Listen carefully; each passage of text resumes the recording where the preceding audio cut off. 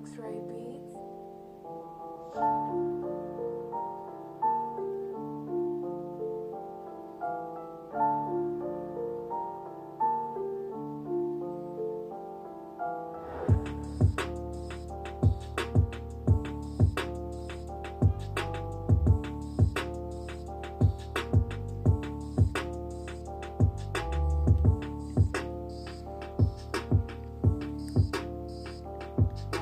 The image in this video represents the inevitable outcome of any endeavours toward anything other than the acceleration of entropy.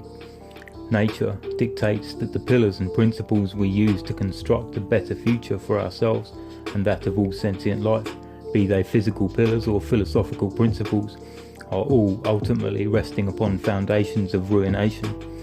I struggle to see any commensurate benefit to the myopia of excessive emphasis and importance placed by some on the philosophical grounding of ideas, when, in reality, the only place we have to ground them are shifting sands.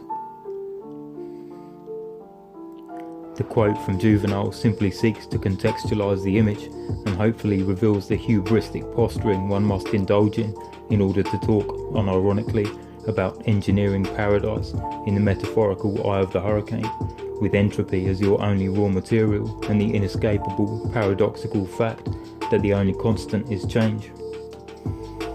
For anyone curious about the background noise, this was recorded in a sheltered place during a storm, in the eye of the hurricane, so to speak. A fitting demonstration, I suppose, that philosophical discourse is entirely dependent on being compartmentalised from the very reality it seeks to remedy, and therefore I think it raises the important question of how much we should really invest in the excessive formality of philosophical argument, when should we be removed from our comfortable compartment and thrown into the harshest the world has to offer. Our capacity for any philosophy whatsoever would be brutally stripped from us, reducing us to little more than a tortured wreck of nerves, incapable of anything except begging for mercy.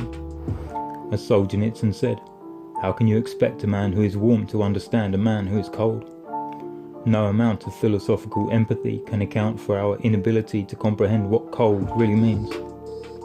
And none of us would be willing to put ourselves in the cold that billions of sentient creatures are experiencing minute to minute.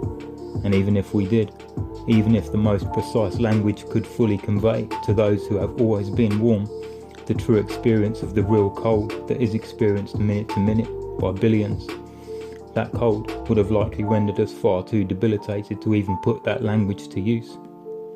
That is, if the cold was not merciful enough to put an end to us beforehand.